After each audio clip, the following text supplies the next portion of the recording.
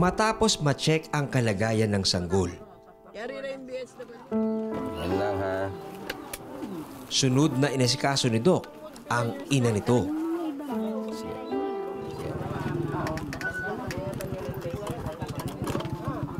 So after this mag-anak, siguro.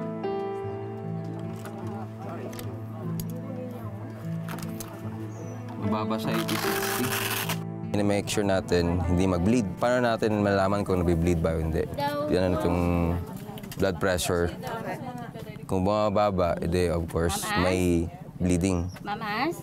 Di man nakita sa labas pero sa loob pala nagbi-bleed pala.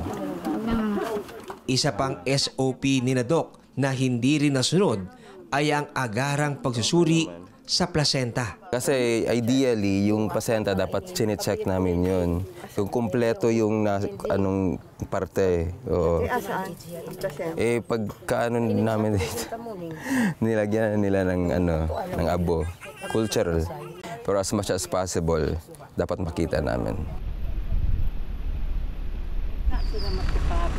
Ayon sa tinatawag nilang panday o ang tumatayong albularyo sa komunidad ng Tausu, may tradisyon ang kanilang mga ninuno na kailangang budburan agad ng abo ang placenta pagkalabas. Naabutan namin, nag-anak na, tapos yung placenta ito nasa loob na. Bang maas, biya ka, musubay, ay biya, sing kamasan man, musubay butangan, mahalo siya.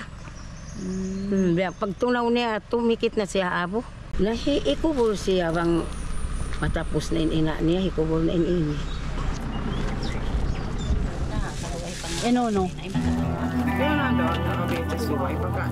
Samantala, patuloy na inoobserbahan ni na Doc Ned ang blood pressure ng pasyente. Ilang bigyan Kaya naman naalarma sila nang nanatili itong mababa. Alam mo BP mo before? Noon? Anong BP mo noon? Asal magbawa. Hindi mo alam? Okay lang? Ano ko lang yung chan mo? Maglap. Ano lang ha? Kailangan na daw i-check up ang mattress nito. Check mo daw kung may lumalabas. Hindi pa siya masyadong contracted.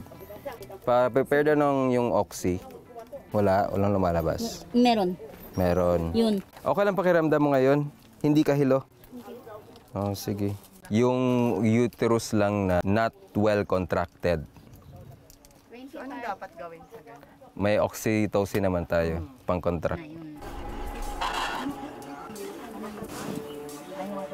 Kung hindi to siya mag-improve after 30 minutes, punta to sa hospital. Kinig ako ha. Makaraan ng kalahating oras na obserbasyon, Mababa pa din. May bangka kayo, no?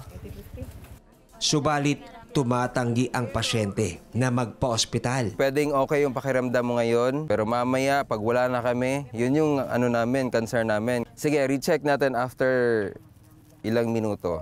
Ha? Wala din naman, wala namang... Ayon sa pamilya, nakasanayan na nila na sa bahay lang nanganganak. Kaya ganun na lamang ang pagtanggi ng pasyente na magpadala sa ospital.